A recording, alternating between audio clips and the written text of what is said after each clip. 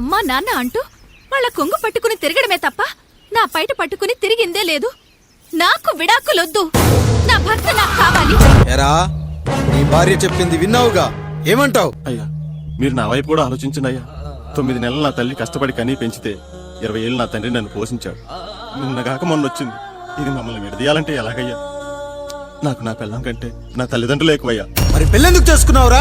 అక్కుల్లో పనికెళ్తుంటే అక్కడ మెస్ భోజనం పడట్లేదయ్యా. ఇలామంటే పని మనిషి అనుకుంటున్నావారా?